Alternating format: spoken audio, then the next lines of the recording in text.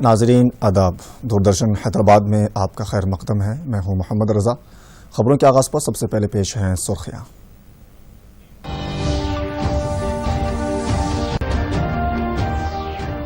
فلاحی اسکیموں کو استفادہ کنندگان تک پہنچانے میں موبائل ٹیکنالوجی کافی مددگار۔ چوتھے بھارت موبائل کانگریس کے افتتاحی اجلاس سے وزیر اعظم مودی کا خطاب۔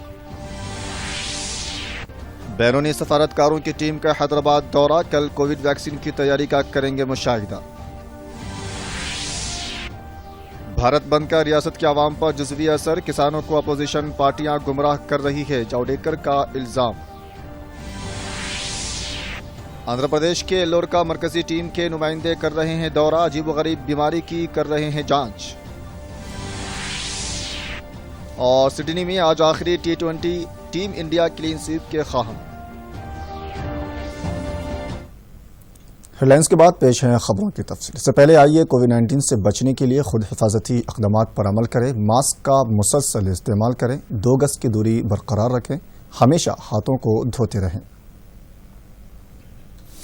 وزیر اعظم نریندر مودی نے آج ورچوئل انڈیا موبائل کانگریس 2020 میں افتتاحی خطاب کیا۔ وزیر اعظم مودی نے کہا کہ عالمی وبا کووڈ کے دوران بھی ملک میں غریبوں اور کمزور طبقات کی فلاحی اسکیمات کو ان تک پہنچانے میں موبائل ٹیکنالوجی مددگار ثابت ہوئی ہے۔ وزیر اعظم نے کہا کہ ملک میں ڈیجیٹل ٹیکنالوجی کی صلاحیت کافی بڑھ گئی ہے۔ مودی نے کہا کہ جدید ٹیکنالوجی سے ہم آہنگ لوگوں کی زندگی میں بہتری لانے کے لیے منصوبہ سازی کی اشد ضرورت ہے۔ انہوں نے کہا کہ ٹیکنالوجی کے ذریعے بہتر تعلیم، طبی سہولیات، کسانوں کو معلومات اور چھوٹے کاروباریوں کے لیے مارکیٹنگ کی سہولت فراہم کی جا سکتی ہے۔ وزیر اعظم مودی نے کہا کہ لاکھوں ہندوستانیوں کو بااختیار بنانے کے لیے 5G ٹیکنالوجی کو مقررہ وقت میں دستیاب کرانے کی ضرورت ہے۔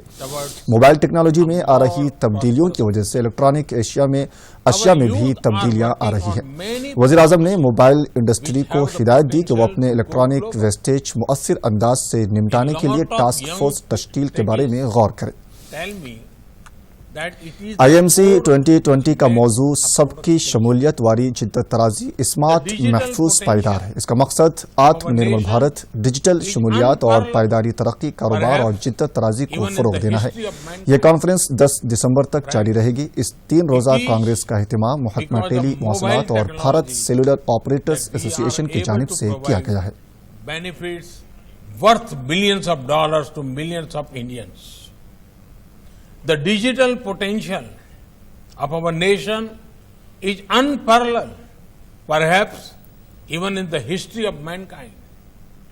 Friends, it is because of mobile technology that we are able to provide benefits worth billions of dollars to millions of Indians. It is because of our mobile technology that we are able to help the poor and vulnerable quickly during the pandemic.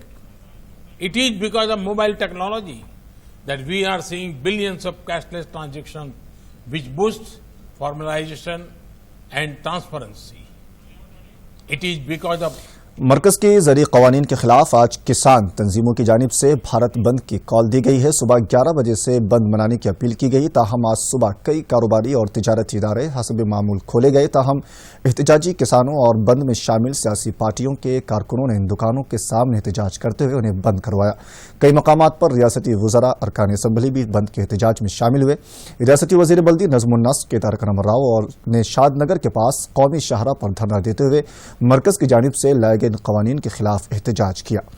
دوسری جانب بند کی وجہ سے عوام کو مشکلات پیش نہ آئے، جس کے لیے ملک بھر میں ریل خدمات حسب معمول چلائی جا رہی ہیں۔ حیدرآباد میں میٹرو ریل سروس بھی بلا خلل کے جاری ہے۔ وہیں دوسری جانب زرعی قوانین کے خلاف گزشتہ 12 دنوں سے احتجاج کر رہے کسانوں کے ساتھ مرکزی وزراء 5 مرتبہ مذاکرات کر چکے ہیں، جبکہ کل بھی ان کسانوں کے ساتھ بات چیت کی جائے گی۔ مرکز نے واضح کیا ہے کہ اقل ترین امدادی قیمت اور مارکیٹ قیمتوں کو برقرار رکھنے کو لے کر تشویش زدہ نہ ہو، کیونکہ یہ نظام برقرار رہے گا۔ حکومت کسانوں کی ہمہ جہت ترقی کے حق میں ہے۔ حکومت کی جانب سے کسانوں سے اپیل کی جا رہی ہے کہ وہ اپنے احتجاج سے دستبرداری اختیار کریں۔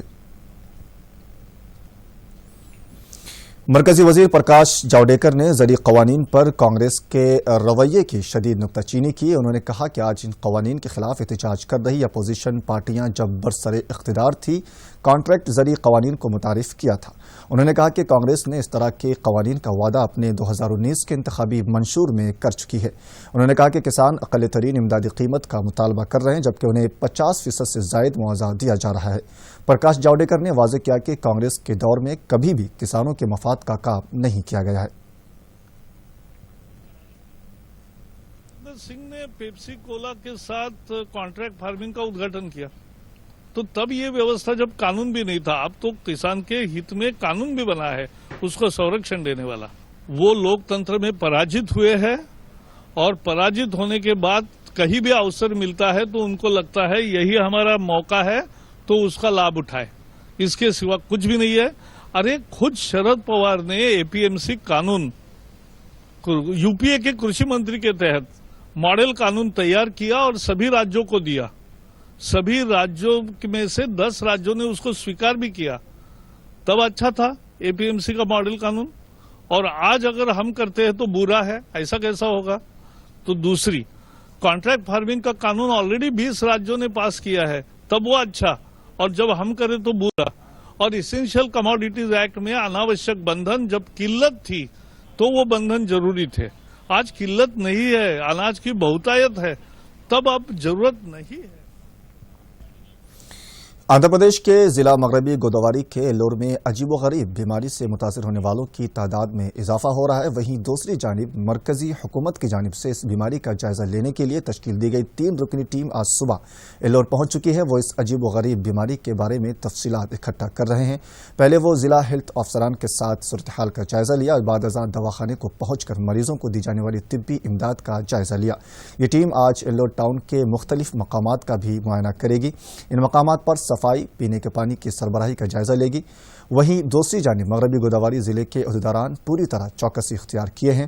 ایلور کے بشمول اس کے اطراف اکناف کے مواضعات میں طبی کیمپ لگائے جا رہے ہیں. پینے کے پانی کو صاف کرنے کے لیے کلورین کا استعمال کیا جا رہا ہے. ضلع ہسپتال میں ان مریضوں کے لیے 200 بستر مختص کیے گئے ہیں جبکہ آشرم میڈیکل کالج میں بھی مزید 200 بستروں کو تیار رکھا گیا ہے.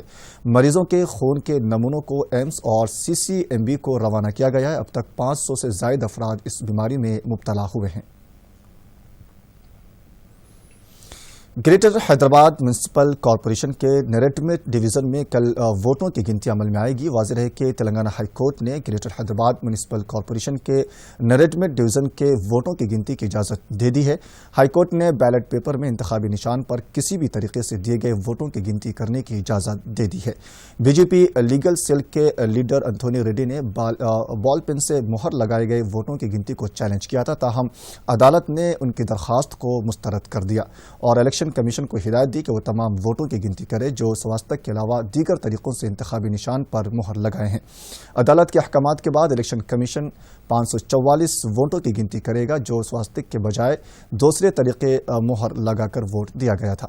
4 دسمبر کے دن ووٹوں کی گنتی کے دوران نریٹمٹ کے ٹی آر ایس امیدوار 504 ووٹوں کی اکثریت سے آگے تھے جبکہ دیگر مہر کے ساتھ 544 ووٹوں کی گنتی کی جانی باقی ہے.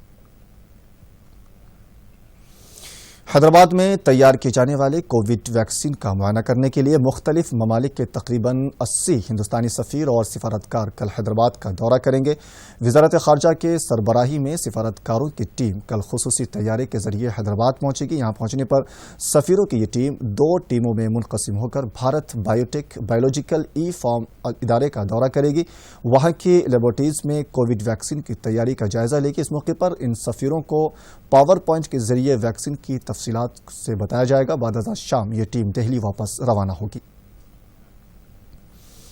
کاروبار کے خواہش مند افراد کی حوصلہ افزائی کے لیے بشمول انہیں سرمایہ کاری مارکیٹ کے مواقعوں کے بارے میں جانکاری حاصل کرنے کے لحاظ سے ٹائی گلوبل اجلاس کا آغاز کیا جا رہا ہے. نائب صدر جمہوریہ وینکیا نائیڈو اور اس اجلاس کا ورچوئل طریقے سے افتتاح کریں گے. مرکزی وزیر نتن گڈکری, دہلی کے چیف منسٹر اروند کیجریوال, تلنگانہ کے وزیر انفارمیشن ٹیکنالوجی کے تارک راما راؤ کے بشمول صنعتی شعبے سے جڑی اہم شخصیات اس اجلاس میں شرکت کریں گے.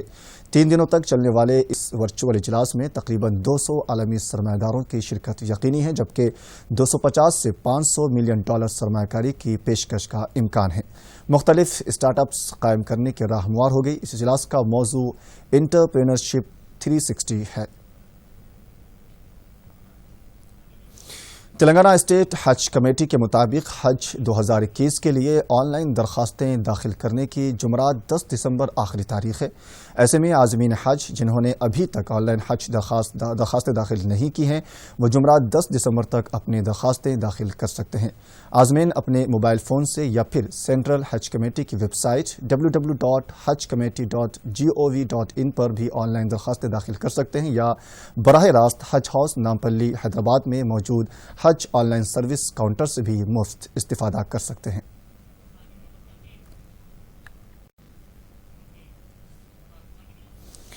E S I card holders اب ایمرجنسی صورتحال میں اپنے قریبی پرائیویٹ ہاسپٹل سے براہ راست طبی خدمات حاصل کر سکتے ہیں۔ یہ سہولت ای ایس آئی انتظامیہ نے فراہم کی ہے۔ موجودہ قواعد کے مطابق ای ایس آئی ممبرز اور ان کے افراد خاندان ای ایس آئی مراکز یا دواخانوں سے ہی علاج کروا سکتے تھے، لیکن اب انہیں ہنگامی صورتحال میں خانگی ہاسپٹل کی خدمات بھی فراہم کرنے کا فیصلہ کیا گیا ہے۔ وراٹ کوہلی کی کپتانی میں ٹیم انڈیا نے آسٹریلیا کے خلاف T20 سیریز میں 0-2 کی ناقابل شکست برتری قائم کر لی ہے اور اب سے چند لمحوں بعد شروع ہونے والی سیریز کے تیسرے اور آخری میچ میں 0-3 کی کلین سویپ کے ارادے سے اترے گا۔ ہندوستان نے سیریز کا کینبرا میں پہلا میچ 11 رنوں سے اور سڈنی میں دوسرا 6 وکٹوں سے جیتا تھا۔ ہندوستان نے پہلے مقابلے میں اپنے 161 رنوں کے اسکور کا بخوبی دفاع کیا اور دوسرے میچ میں 195 کے ہدف کو بآسانی حاصل کر لیا۔ فی الحال خبروں بس اتنا ہی۔ آپ دیکھیں پھر سے ہم سرخیاں۔ مجھے دیجیے اجازت۔ آداب۔ اب آپ دوردرشن یادگیری کی خبریں سوشل میڈیا پر بھی دیکھ سکتے ہیں۔ یوٹیوب پر DD نیوز تلنگانہ، ٹویٹر پر DD news Telangana @DD Yadagiri news اور فیس بک پر DD نیوز تلنگانہ کا مشاہدہ کیا جا سکتا ہے۔